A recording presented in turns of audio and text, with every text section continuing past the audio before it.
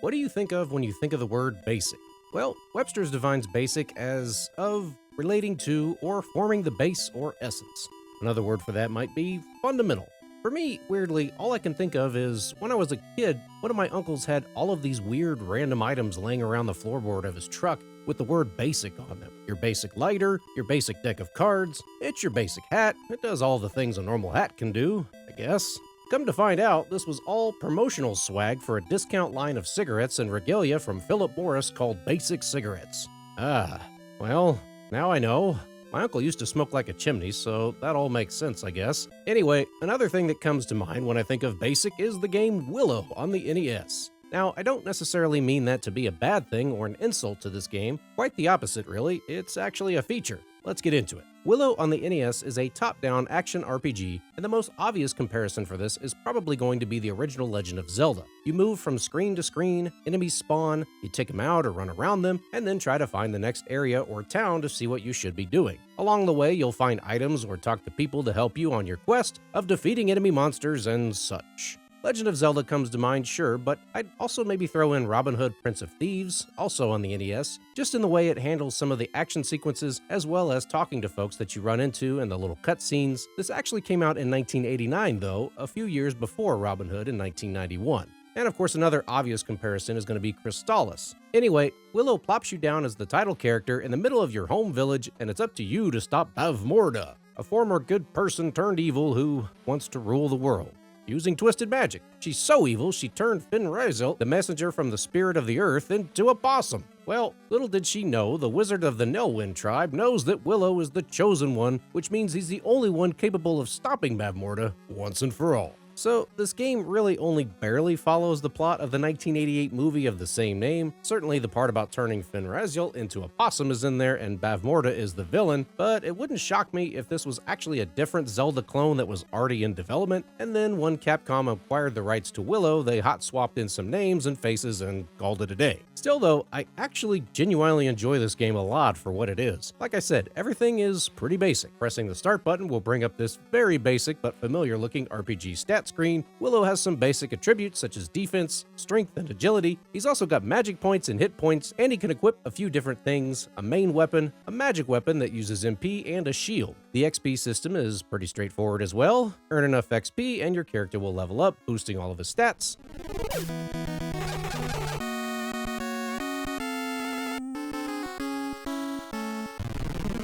You can run right past most enemies in the overworld, but you don't want to make a habit out of this because you get XP for killing them, and you're going to want to level up your character pretty quickly to make better use of your sword. Pressing the B button uses your sword in a big home run swing, and if you press B while holding in any direction, you'll do more of a quick stabbing jab. The home run swing does more damage, but if you're at a lower level, this is going to be much slower and leaves you susceptible to taking damage. And it also does throw a little bit of a layer of decision making in there. For example, when I found another more powerful sword, your default instinct is to immediately switch to it. But when I did, that sword was obviously much heavier, so it was harder to swing again. And I ended up switching back to the old sword just to get me to the end of that particular level, since I could use it a lot more proficiently. The game has a system in the background for determining how proficient you are with a sword.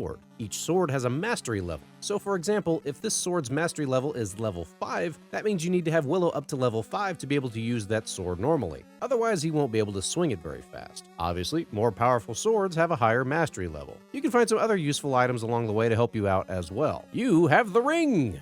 Well, yay! Do I need to put it on or no? No, I guess it's already on. Well, that's nice. It's a very basic ring. They couldn't even name the ring something special like Ring of Destruction or something. It's just called a ring in your inventory that gives you additional strength.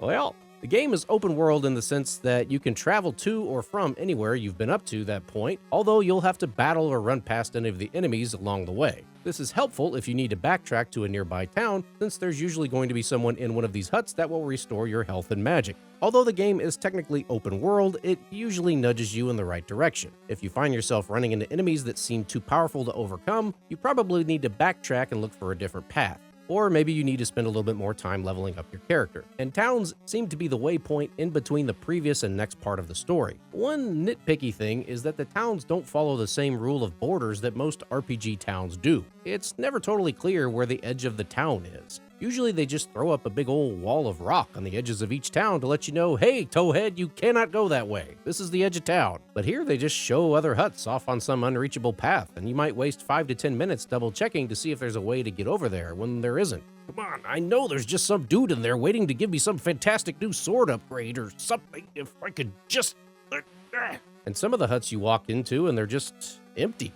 Well, okay then. You couldn't have some random old lady in there to give me 4 to 5 sentences of backstory about the town or something? Well, like I said, this game is basic. Another nuisance is the death and save system. When you die, the game throws you back quite a ways and even unequips all of your items for some reason. Also, you've got an 18-character password feature, and yes, there's upper and lowercase letters.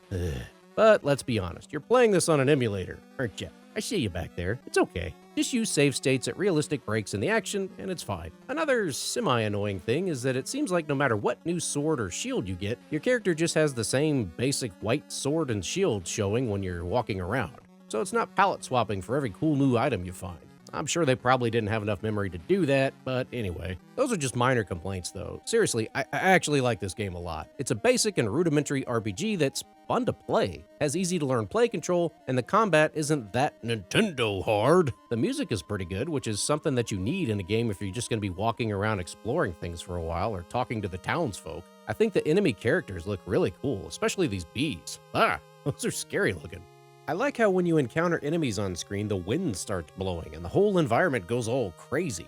It just adds a level of hectic chaos to battles that was totally unnecessary, but I don't know, it's kind of fun and something different. I like the variety of magical items too. You get these magic acorns that can freeze enemies, or a fire wheel that's helpful. If you're deep in a dungeon and have completed the mission, or maybe you've taken on too much damage and need to regroup, you can use a fleet spell to instantly warp back to the exit. And there's an ocarina you can use to summon your little dragon buddy dude, Poe, who will fly you to some of the main areas you've already visited if you need to backtrack. And I just like the art style on these cutscenes with all of the colorful characters and creatures and things that you come across along the way. This all just looks really nice and has a good presentation. And I actually like the basicness of the RPG elements. Who wants to spend hours agonizing over some complex skill tree or gnashing teeth over how to distribute your skill points every time you level up? Well, okay, sometimes we do, but sometimes you just want an RPG that you can pop in on your lunch break, or when you've got an hour to kill before your in-laws show up and dominate your entire afternoon.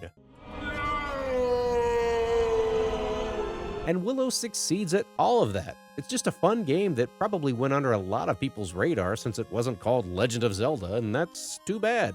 I know I wish I would have gotten to play through this one when I was a kid, so if you've never played it and you're in the mood for an 8-bit RPG, but don't want to play the same handful of games you've already played through a dozen times, definitely check this one out any way you can. Anyway, thank you for watching, please don't text and drive, and I'll see you next time on Friday Night Arcade.